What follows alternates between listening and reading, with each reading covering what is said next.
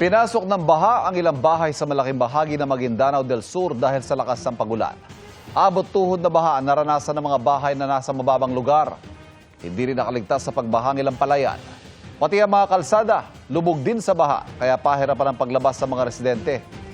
Ayon sa mga otoridad, umapaw ang tubig sa irrigation canal dahil sa lakas ng ulan. Ayon po sa Pag-asa, ang pagulan ay dahil sa easterlies. Isang low-pressure area naman ang binabantayan at namataan 150 kilometers east-northeast ng Pag-asa Island. Ayon sa Pag-asa, mababa ang tsansa na maging bagyo ito. Nagdadala ito ng maulap na panahon na may kasamang pagulan at thunderstorms ngayong araw sa Palawan. Northeasterly wind flow ang nagpapaulan sa Batanes at Babuyan Islands. Apektado naman ang easterlies, ang Eastern Visayas, Bicol Region, Quezon, Sarangani, Sultan Kudarat, Dinagat Islands, Surigao del Norte at Davao del Sur. Ngayon din sa Metro Manila at natitirang bahagi ng bansa. Sa rainfall forecast ng Metro Weather, light to intense rains ang posibleng maranasan bukas sa Camiguin Island, Kalinga, Benguet, Tarlac, Nueva Vizcaya at mga coastal area sa Palawan. May light to heavy rains naman sa malaking bahagi ng Visayas at Mindanao.